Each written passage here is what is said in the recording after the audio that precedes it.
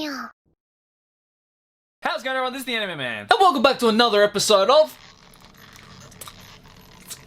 the show that I do once every 3 months, where I go over and look at the upcoming season of anime and tell you about my first impressions and thoughts on the shows that I will be watching, the shows that I won't be watching, and the shows that I just genuinely don't really give two shits about. And with us entering the 9th month, aka September, we are finally rolling around to what is technically the last bracket of the anime for the year, and that is of course the fall 2020 anime series, starting from October 2020 going to the end of December 2020. This is basically the lineup that will fully bring together all of the anime that we have been watching and been excited about and possibly getting disappointed about in the year of 2020. Now, me personally, when it comes to the year of 2020, things haven't been that hype, to be honest with you. I don't know if it's because 2020 is just a year that has really made me fall off of anime just overall, or the fact that, I don't know, maybe 2020 just didn't have as many bangers as the last couple of years. I'm leaning more towards the second half, but we're on livechart.me right now,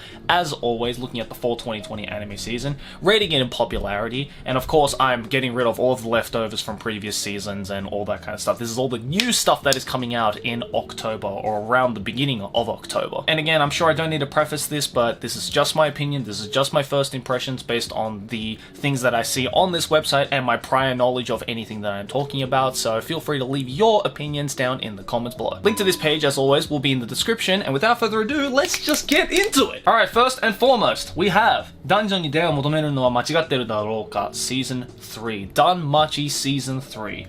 Fucking finally. I mean, as it says here, this was postponed from July. Of course, there's going to be a lot of series like this that have been postponed from July because, of course, the pandemic that we are currently in. And I'm pretty sure I gave my thoughts on Damachi Season 3 in my previous What Will I Be Watching, which, again, as always, I'll leave down in the description, but I'm pretty much excited for this. I enjoyed both Season 1 and Season 2. I have quite a big tie-in with the whole Damachi series, as I've done 2 panels now with the creator of Damachi at different anime conventions and whatnot, and yeah, it's looking really good. I watched the movie as well, which was kind of mediocre to say the least, but hey, I still went to go watch it. And I personally haven't really snuck a whole lot into Sword Oratoria, which is the spin-off series, but I've heard that, you know, it was kind of mixed, definitely. Like, Sword Oratoria is really for those people who genuinely want to get into the whole Damachi series, obviously. What's really interesting about this particular promotional poster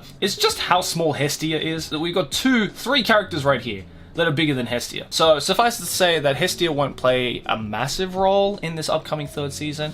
I don't really know, but JC Staff is back at it again as usual, and if it's anything like the first 2 seasons, I think it's going to be pretty decent. Up next we have Mahou no Lettosei Daihousha Hen. So this is the 2nd season of Regular Magic High School, again postponed from July. Now, personally speaking, couldn't give 2 shits about this show, to be honest with you. Yeah, I don't know, I watched the first couple of episodes of a Regular Magic High School, and I'm sure we've poked fun of this entire series in general on our Trash Taste episode, on a single Trash Taste episode. I just cannot really stand this show. I don't understand why this show is popular anyway, because it really is doing nothing different from every other magic school sci-fi rom-com shit. Like, it's just like your standard, just we're using magic and it's set in a high school and there are bad people trying to take over the high school and the main character is just way too OP and denser than the fucking periodic table. Literally sounds like every school magic romance light novel, because it is like that. And to be honest with you, 8-Bit Studios, again, isn't exactly the most flashy type of studio. Like, you don't look at an anime and immediately be like, oh, that's 8-Bit Studio,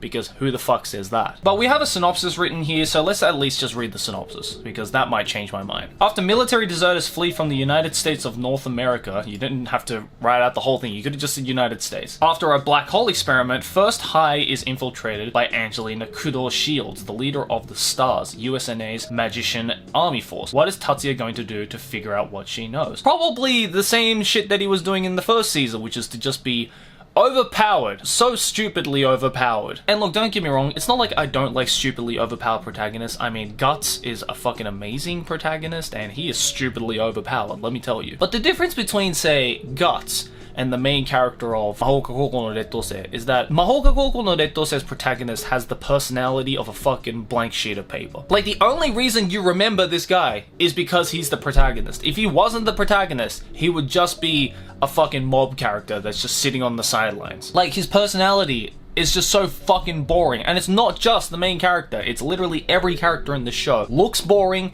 acts boring, and I don't understand why this show is big in Japan. Like, I still see to this day posters of Mahou no Rettose fucking everywhere. I don't get it. Am I just being like a boomer about this? I genuinely don't understand it. So suffice to say, I'm skipping on this one. Next. And here's another one that's been posted from July. Haikyuu to the top 2nd season. Now, as you guys may know, never watched Haikyuu in my life. But I'm pretty sure Haikyuu has just finished from Shonen Jump. Like, the manga is finished. So now I actually have an excuse to go and read the manga and to go and watch the anime, because everybody who's seen Haikyuu has said that is fucking awesome. And I love me my sports anime, dude. Don't get me wrong. And I've seen clips of Haikyuu all over the fucking place, and it definitely seems like my shit that I want to get into. Give your boy some time, alright? I'm gonna catch up, try and watch or read some Haikyuu in my off time after I finish all the fucking manga that is sitting on my shelves back there. Then I'll get to Haikyuu, I promise. But in the meantime, I'm gonna skip out on this 2nd season. Next. Alright, I think this next one here is finally the first original series we got. I can already tell that it's a light novel just from the length of the title, but Kimito Boku no Saigon no Senjou, aruiwa Sekai ga hajimaru seisen. Why couldn't you just be like 2 words? You know? Why can't you just make it stick out? So easy. Done by Silverlink Studios. The art looks aight. It looks decent. Let's just read the synopsis because I have no idea what the fuck this is about. A great war has raged for years between the scientifically advanced Empire and Nebulous, the realm of the witches, until the youngest knight ever to receive the title of the Empire's strongest meets the princess of the rival nation. Though they are sworn enemies, the knight is taken by her beauty and dignity, and the princess is moved by his strength and way of life. Will the fighting between them ever be allowed to end? This legitimately just sounds like a shitty light novel adaptation of Romeo and Juliet, but throw in a little bit of magic and military in there. Like, think about it. Romeo and Juliet, they were both born in 2 families that were against one another, that wouldn't allow both Romeo and Juliet to ever be together, and yet through all of that political chaos, they managed to try and come together. Kind of sounds the same, doesn't it? I mean, if we were to use that whole Romeo and Juliet comparison, there'd literally be hundreds of shows that copy Romeo and Juliet. But what I'm trying to say is that this show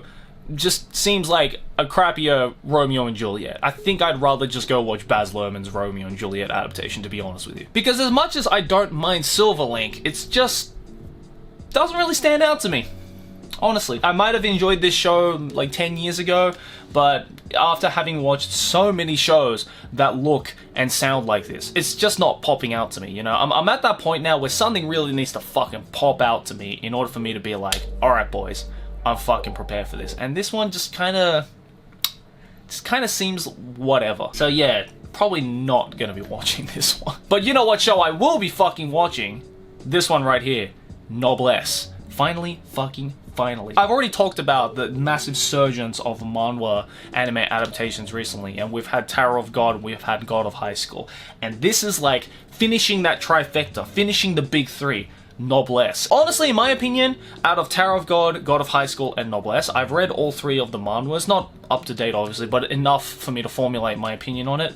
I reckon Noblesse is probably one of my favorite out of the 3, so I'm definitely excited for this. It's done by Production IG, which can be a hit or a miss. Recently, they've kind of been missing a little bit, and you know, they're obviously not in their glory days anymore, but hey, I think they can fucking pull it off. Like, judging from the original art style of the Noblesse manhwa, I definitely do think that Production IG is a solid choice in terms of adapting this show. Let me read the synopsis in case you have no idea what the fuck I'm talking about. Rizel awakes from his 820-year slumber. He holds the special title of Noblesse, a pure-blooded noble and protector of all other nobles. In an attempt to protect Rizel, his servant Frankenstein enrolls him at Yeran High School, where Ryzen learns the simple and quotidian routines of the human world through his classmates. I've never seen the word quotidian, but it definitely sounds cool because it has the word titty in it. I am a child. However, the Union, a secret society planning to take over the world, dispatches modified humans and gradually encroaches on Raizel's life, causing him to wield his mighty power to protect those around him. After 820 years of intrigue, the secrets behind his slumber are finally revealed, and Raizel's absolute protection as the Noblesse begins. So yeah, basically it's just a badass vampire fantasy action. That's all it is. If you remember stuff like Hellsing, you know, it might not be as gritty as Hellsing, but it's definitely in that realm. As a massive Hellsing Ultimate fan, personally, I'm really excited for this. And again, I've read the original manhwa for it, not all the way, but enough to formulate my opinions on it, and so far, it seems pretty fucking decent. I've enjoyed this definitely the most out of the big three. I'm really hoping that two things. One, they cast the correct voice actors. If the voice actors are good, this show's gonna be a fucking banger. And two, I hope Production IG does what Production IG does best, and that's to give us some good fucking action and some aesthetic character designs. And judging from this promotional image, it looks pretty fucking epic, so I'm pretty excited for it, and I'm sure if you're a manhwa fan, you're going to be pretty excited for this as well. And here's another one that I am weirdly excited for, Jujutsu Kaisen. This is a manga series that I actually haven't started reading yet, but from everybody that I've heard who has read this manga, they're like, Joey, you gotta get on this shit. This is such a good fucking shonen manga. And I really want to, now that I'm hearing there's an anime adaptation that's gonna be done by fucking MAPPA. So you know that shit is gonna be top tier, dog. But yeah, let's read the synopsis in case you don't know. A boy fights for the right death. Hardship, regret, shame. The negative feelings that humans feel become curses that lurk in our everyday lives. The curses run rampant throughout the world, capable of leading people to terrible misfortune and even death. What's more, the curses can only be exorcised by another curse. Yo dog, I'm gonna curse your curse so that your curse doesn't go around and cursing other curses. As a throwback to a 10-year-old meme, I am cringe. Itadori Yuji is a boy with tremendous physical strength, though he lives a completely ordinary high school life. That's what they all say, man, but in reality, there ain't nothing ordinary about it. One day, to save a friend who has been attacked by curses, he eats the finger of the double-faced spectre, taking the curse into his own soul. From then on, he shares one body with the double-faced spectre. Guided by the most powerful of sorcerers, Gojo Satoru, Itadori is admitted to the Tokyo Metropolitan Technical High School of Sorcery, an organization that fights the curses, and thus begins the heroic tale of a boy who became a curse to exorcise a curse, a life from which he could never turn back. Sounds pretty simple, right? Boy's best friend gets attacked by these things, and in order to protect best friend, he puts in the power himself, and then he goes around being like, I'm gonna protect people of the world just like I protected my friend. Very standard shonen trope. But what is gonna really stand out, at least from what I saw with the little of the manga that I have seen, first of all, the manga art style is fucking phenomenal. Like, that art style is just so goddamn unique and so fucking creepy and perfectly on point with the whole fantasy demon style and supernatural, you know, ghoul style and everything. Very cool, especially for a shonen manga. And if MAPPA can pull off that look and that action off in the most beautiful way, then dude, this show's gonna be big. This show's gonna be really fucking big. And all I'm hoping is that it doesn't turn out to be like a Fire Force, where the concept is really cool, and it's done by an epic animation studio, and then people just forget because they couldn't do it correctly, right? That was the problem with Fire Force. I'm praying to Anime Jesus that MAPPA does this right and pulls it off. I'm really hoping.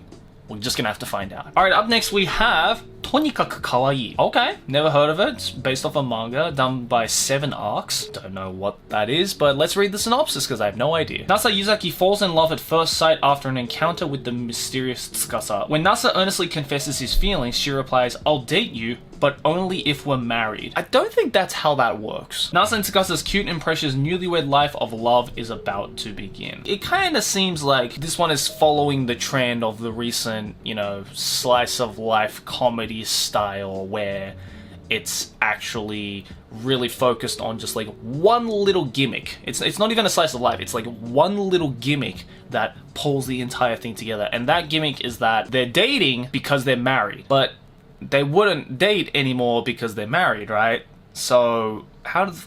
what? I'm in a logic loop right now. Is this like a paradox? Like, because in order to get married, you first have to date, but they can't date until they're married. So then how do you get married without dating when they don't even allow the dating to happen before the marriage? It's literally a paradox. This entire concept is a fucking paradox. But yeah, the art style looks cool. The girl looks cute. Gonna be token pink hair girl of the season.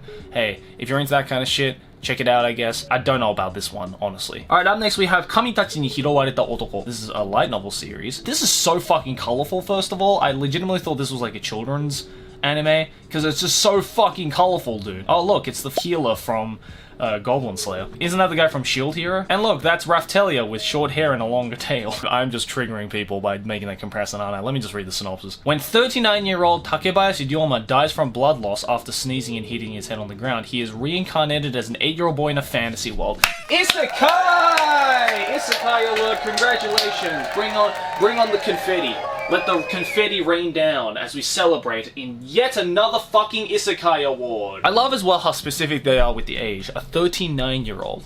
You really know what demographic this light novel was aimed towards, huh? Not the greatest way to bite the dust, but at least he reincarnates. I don't know about that one, Chief. I think I'd rather just suffer for all eternity in hell than to be reincarnated in a shitty isekai. Set on this path by 3 major gods, Ryoma begins to live a life of solitude in the forest, studying slimes. But if you're a fan of isekai, you know life for him won't be that simple. You don't have to be a fan of isekai to know that life ain't gonna be that simple, because if it was that simple, there wouldn't be a fucking story. I already can tell this is gonna be trash. First of all, the concept, fucking boring. Like, how many times have we seen this fucking concept? Middle-aged man gets turned and reincarnates into a fantasy world and studying slimes and all that. But to be fair, I don't think it's gonna be like your shitty, like, harem isekais, considering that the main protagonist is 8 years old, right? So it's definitely not gonna be anything like that. It's gonna be your wholehearted, you know, just a jaunt through the forest type of like, yay, I'm in another world, let's go and look at slimes. Like, you can't fucking do that playing Dragon Quest by yourself. So yeah, I'm gonna skip out on this one. Mahou Film, never heard of that studio. Good luck trying to be remembered by the audience in 2 weeks' time. And here's another one by Mahou Film, but this time it's a manga adaptation. Wow, Mahou Film, I don't know who you guys are, but you're on a roll this season. You got 2 anime coming out this season, dog? That's a ballsy move. 100万の命の上に俺は立っている. Ooh, that's such an edgy title. I love that shit, dude. This time it's an action drama fantasy game shonen. Game? I've never seen the genre of game. I've seen anime being based off of games, but this one's based off a manga. But the genre is game. Oh, let's read the synopsis, I guess. 9th grader Yusuke Yotsuya is practical, friendless, and not active in any clubs. Yes, it's just smelling of protagonist, aren't we? Then one day, he and 2 female classmates are suddenly sent to another world where they must work together to battle for their lives. Yotsuya is a lone wolf and has always lived his life according to his wants. But how will that work out now that he's supposed to be a hero? Oh, we got a little Kirito looking ass fucking lone wolf edgelord right here. Ooh, people who crave power fantasies are just frothing at the mouth listening to that synopsis, aren't they? I mean, yeah, I can't really get a good look of the art right here, but I mean, it seems okay. It seems a little, you know, generic a little bit. I mean, all I know is that this Pan's Labyrinth looking motherfucker is creepy, and I hope he makes a lot of appearances, because that would be entertaining as fuck. You know what, I honestly might give this one a go, just because I'm kind of curious to see what this game genre is, and also to see if this type of plot will ever go in a little bit of a dark turn, because, you know, it might honestly just kind of stay shonen and stay intense in the shonen aspect, but then it could very easily flip over to, you know, what Madoka Magica did back in the day and really decide to go dark and really decide to go brutal, which it honestly could. I have no fucking idea, since I've never heard of this manga, so I'm probably going to check out the first couple of episodes of this and see if it does roll into that darker side of things, and if it does, then, you know what? I might be tempted to just watch the rest of it. But if it's just gonna be a jaunty little, like, we are the heroes, shonen, fighting with power friendship, yay, then I think I might just skip over that one. Ooh, we got a PA Works original. Holy shit. When was the last time we got a PA Works original?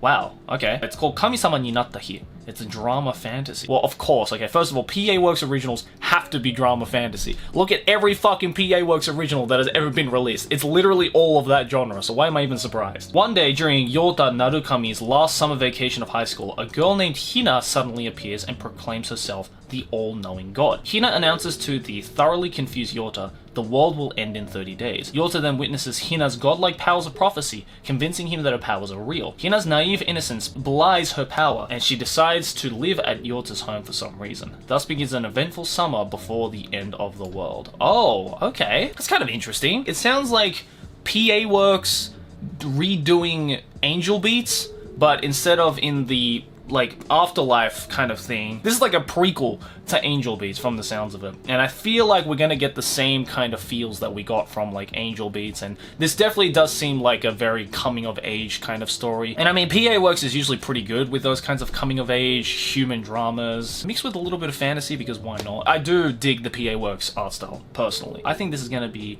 pretty alright. Alright, up next we have Mitsuno Anata. Brainspace is back at it again. Oh, this is kind of a minimalistic promotional art, isn't it? Adventure drama, fantasy, shonen, supernatural based off a manga. And it's going to be 20 episodes. A long form one. Alright, let's read the synopsis. In the beginning, an orb is cast onto Earth. It can do two things: change into the form of the thing that stimulates it, and come back to life after death. It morphs from orb to rock, then to wolf, and finally to boy, but roams around like a newborn who knows nothing. As a boy, it becomes Fushi. Through encounters with human kindness, Fushi not only gains survival skills, but grows as a person. But his journey is darkened by the inexplicable and destructive enemy Noka, as well as cruel partings with the people he loves. Fushi continues his eternal quest, bearing the pain of living with the fortitude of someone who chooses his own path. Wow, that is a lot darker than I thought it was going to be. Holy shit. I thought this was going to be some kind of like, just like Kino's journey, you know, maybe like a little bit of Mushishi thrown into it, kind of human drama, but no, we're going like full on like Hinotori. Like, we're going like full on Phoenix levels of existentialism and sociological just fuckery that goes on with the whole idea of living forever and trying to be human and trying to understand humanity, that kind of stuff. I was not expecting it to go down that route, honestly, but from the sounds of it, it sounds a lot like Hinotori, and if you guys know, Hinotori, I fucking love. Amazing fucking manga. Really old, done by Tezuka Osamu, but if it's anything like Hinotori, which from the sounds of it, it might go into that direction, I think I'm going to enjoy this. And I really hope I do, because Brainspace does some pretty good stuff. They're definitely experimenting with adapting this manga series. And hey, if it fucks up, at least I've got an interesting manga series to look up afterwards, right? That's what I'm taking nowadays with these fucking what will I be watching. It's not so much like, oh look, this anime's coming out. It's more like, oh look, a manga to go and check out. But yeah, I really hope this does well. It's going to be interesting to see. I think this one's going to be a little bit different, possibly becoming the dark horse of the season.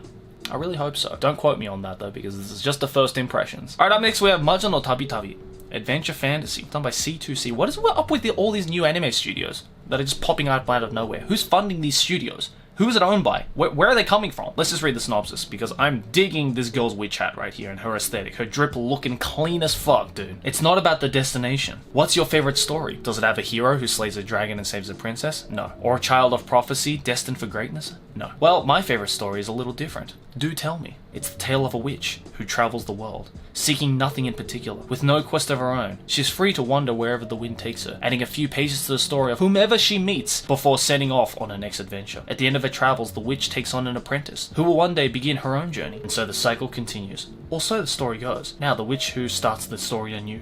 Who could she be? They really posed a question in the synopsis. It wasn't so much like, witch goes around doing things in the daily, gets an apprentice, rinse and repeat. Whoever at Yen Press wrote that synopsis, dude, give that boy a raise, or girl a raise, because they did a pretty good job convincing me that this series might actually be wholesome and cute, and maybe worth watching. Okay, this one I am really excited for, but also really fucking scared for. Okay, first of all, that's bizarre to me that they're fucking remaking Higurashi in 2020? Who the fuck saw that coming? Now, granted, it is going to be done by Passione Studios, and not Studio Dean. The original Higurashi, which I believe came out in like 2007, maybe? Something like that? I don't know, the date's probably on the screen right now. I'm probably completely off, but from my memory, it came out in the golden age. It was around 2007, 2008, I believe, something like that.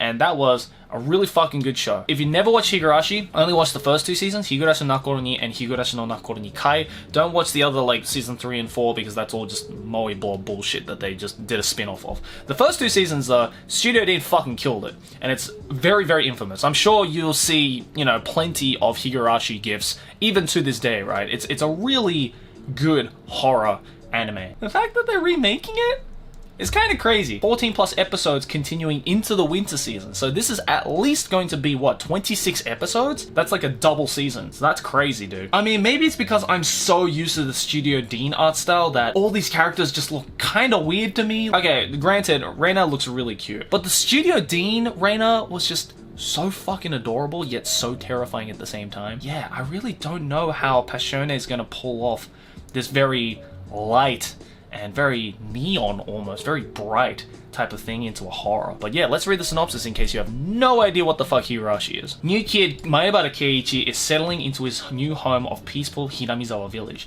making quick friends with the girls from his school. He's arrived in time for the big festival of the year, but something about this isolated town seems off, and his feelings of dread continue to grow, with a gnawing fear that he's right. What dark secrets could the small community be hiding? So yeah, just your classic horror anime being remade in 2020, which blows my mind. So I'm definitely going to be watching this because I'm genuinely curious to see how Passione remakes this and if it will ever trump the original Studio Dean version. But yeah, I love Higurashi so much that a couple of years ago, me and Aki actually went to the real life village in the middle of nowhere in Japan. That the village of Hinamizawa, the story that, you know, the village that the story takes place in real life. And I'll leave the link to that video down in the description because it's a really fucking fun and cool video, especially if you're a fan of Higurashi. So maybe you can watch that video to kind of hype yourself up for the new season. I'm definitely going to do that because I'm fucking hyped, dude. I played the original visual novel of Higurashi. I have all the manga back at home in Australia, and of course I watched all of the anime, dude. This shit is my fucking childhood, and the fact that it's coming back in 2020, I'm so fucking excited, dude. Holy shit. Alright, up next we have Golden Kamuy 3rd season. Now, not much there is to say about this because all your motherfuckers should be watching Golden Kamuy 3rd season. If you didn't watch season 1 and season 2, what the fuck are you doing? You are sleeping on an amazing fucking series. And if you don't want to watch the anime, then you're sleeping on an amazing manga. Go and check it out. I'm not gonna say anymore, and there's no synopsis added to this title because y'all should already know about this show. And if you don't, the fuck are you doing? Go and watch Golden Kamuy. And this one is as well a big surprise. And a lot of people are excited about this. Hanyo no Yashahime. This is fucking crazy. This fall season kind of becoming hype because this is essentially a sequel to Takashi Rumiko's mega hit manga and anime series Inuyasha. I had heard that this was going to be coming out a couple of weeks before they did the press release of the announcement that this was going to come out, and dude, I was like, what the fuck? They're doing a sequel of Inuyasha in 2020? What is this year? But yeah, it's Sunrise, and it says original because I'm pretty sure Takashi Rumiko did not do a manga of this. So this is Sunrise basically taking Takashi Rumiko's Inuyasha stuff. Probably gonna be considered non-canonical at this rate. I mean, unless, of course, Takashi Rumiko herself is actually participating in the writing of this anime series. In which case, yes, it will 100% be canonical. Let me read the synopsis because I have no idea what it's going to be about. The daughters of Seishomaru and Inuyasha set out on a journey transcending time. Dude, that's crazy. The daughter of Seishomaru and Inuyasha. Obviously not Seishomaru and Inuyasha doing it together. I assume it's Inuyasha and Kagome and, you know, whoever Seishomaru ended up with. I don't remember. It's been so long since I've read Inuyasha. I legitimately don't remember. In feudal Japan, half-demon twins Toa and Setsuna are separated from each other during a forest fire. While desperately searching for her younger sister, Toa wanders into a mysterious tunnel that sends her into present-day Japan, where she is found and raised by Kagome, Higurashi's brother, Sota, and his family. 10 years later, the tunnel that connects the two eras has reopened, allowing Toa to be reunited with Setsuna, who is now a demon slayer working for Kohaku. Oh shit. But to Toa's shock, Setsuna appears to have lost all memories of her older sister. Joined by Moroha, the daughter of Inuyasha and Kagome, the three young women travel between the two eras on an adventure to regain their missing past. Dog, 3 fucking women main characters. Fucking women power. That's what I fucking love about Takashi Rumiko, dude. She's so good at giving us powerful female characters. And I fucking love it. And the fact that Sunrise is taking that concept that Takashi Rumiko has been planting her entire life and bringing that into the new era of 2020 where every Inuyasha fan now is probably in their like mid to late 20s and is just fucking frothing at the mouth over this show, dude. This is going to be the most hyped show of the season. If they can pull this off, it's going to be epic. I feel like I need to rewatch Inuyasha to kind of remember what the fuck even happened in Inuyasha, because I genuinely do not remember what happened in Inuyasha, so I think that's what I'm going to be doing for the next couple of weeks, just kind of,